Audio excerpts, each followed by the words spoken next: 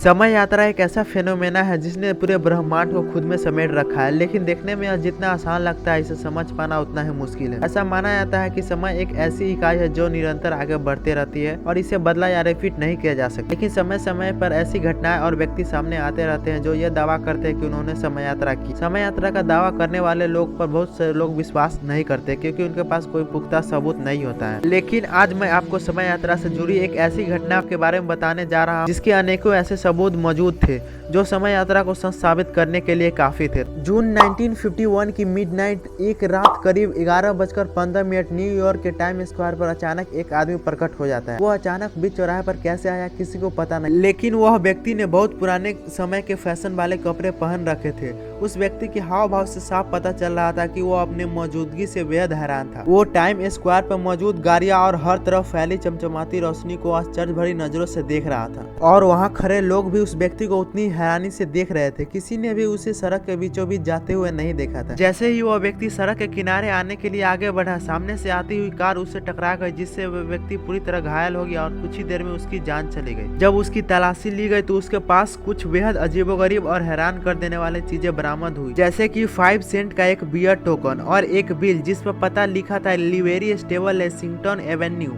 लेकिन उस समय यानी कि 1951 के किसी भी एड्रेस बुक में यह पता मौजूद नहीं था। लगभग $70 की पुरानी करेंसी के नोट और सिक्के भी उस व्यक्ति के पास से मिले। इसके अलावा एक बिजनेस कार्ड भी मिला जिस पर नाम लिखा था डॉक्टर रूडोल्फ फेंज और उसके पास से एक लेटर भी मिला जिसे वे न्यूयॉर्क से फिलाडेल्फिया भेजना चाहता था। उस लेटर पर ईयर 1876 की स्टाम्प भी लगी हुई थी। रूडोल्फ फेंज के इस व्यक्ति के पास से मिली सभी चीजों में एक बात खास थी कि सारी चीज पुराने होने के बावजूद भी बिल्कुल नई हालात में थी। इस केस का छानबीन का जिम्मा कैप्टन यूबर्ट वी रिम को दिया गया। कैप्टन यूबर्ट जब बिजनेस कार्ड पर दिए गए एड्रेस 5th एवेन्यू पर पहुंचे तो उस एड्रेस पर उन्हें एक ऑफिस मिला जहां के लोग रूडोल्फ फेंज के किसी भी व्यक्ति को नहीं जानते थे। कैप्टन यूबर्ट ने उस समय की सभी टेलीफोन और एड्रेस बुक को चेक किया, लेकिन उन्हें इस नाम के किसी भी व्यक्ति का कोई अता पता नहीं चल सका। इस घटना के कई दिन बीत जाने के बावजूद किसी भी पुलिस स्टेशन में रूडोल्फ फेंज नाम की इस व्यक्ति का मिसिंग रिपोर्ट दर्ज नहीं किया हुआ। किसी भी सुराग के अभाव में कैप्टन यूबर्ट ने अपनी तहकीकात को जारी रखा और एक दिन सन 1939 की एक एड्रेस बुक में रूडोल्फ फेंज जूनियर नाम के एक व्यक्ति का एड्रेस मिला। उस एड्रेस पर पहुंचकर यह पता चला कि उस एड्रेस पर कोई और व्यक्ति रहता है जिन्होंने रूडोल्फ फेंज जूनियर नाम के इस व्यक्ति से प्रॉपर्टी खरीद ली थी। जैसे तैसे करके रूडोल्फ फेंज जूनियर के बैंक अकाउंट की डिटेल कैप्टन को पता चला। बैंक से पता चला कि अब रूडोल्फ फेंज जूनियर के बैंक अकाउंट को बंद कर दिया गया है क्योंकि उनकी 5 साल पहले ही मौत हो चुकी है, लेकिन उनकी बीवी अभी भी जिंदा है और वो फ्लोरिडा में कहीं रहती है। कैप्टन ने फ्लोरिडा में उस एड्रेस पर जाकर रूडोल्फ फेंज के बारे में पता किया। वहाँ रूडोल्फ फेंज जूनियर की पत्नी ने जो बताया उसे सुनकर कैप्टन बिल्कुल हैरान रह गए। उनकी पत्नी ने बताया कि रूडोल्फ फेंज जूनियर के पिता थे जो कि 29 वर्ष की आयु में सन 1876 में लापता हो गए थे। वो अपने घर से शाम को सैर करने के लिए निकले थे और फिर कभी वापस लौटकर नहीं आए। यह जानकर कैप्टन ओबर्ट और उनकी साथी भी हैरत में थे।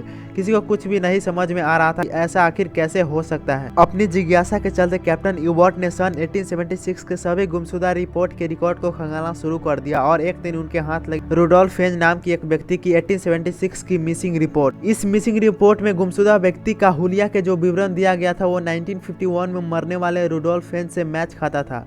कैप्टन यूबर्ट द्वारा जुटाए गए सबूतों से यह साबित हो गया था कि मिसिंग रिपोर्ट वाला रूडोल्फ और 1951 में कार एक्सीडेंट से मारा गया रूडोल्फ एक ही व्यक्ति था। लेकिन आखिर 1876 में गायब हुआ व्यक्ति 1951 में कैसे पहुंच सकता है, इस बात का जवाब आज तक कोई नहीं दे पाया। बस कुछ थियरीज है जो कहती है कि यह टाइम ट्रेवल या टाइम स्लिप से जुड़ी एक घटना थी जिसके कारण रूडोल्फ ने अचानक समय यात्रा की थी। तो गाइस वीडियो यदि अच्छा लगे तो वीडियो को लाइक जरूर कर देना और ऐसी अमेजिंग वीडियो के लिए हमारे चैनल को सब्सक्राइब कर देना।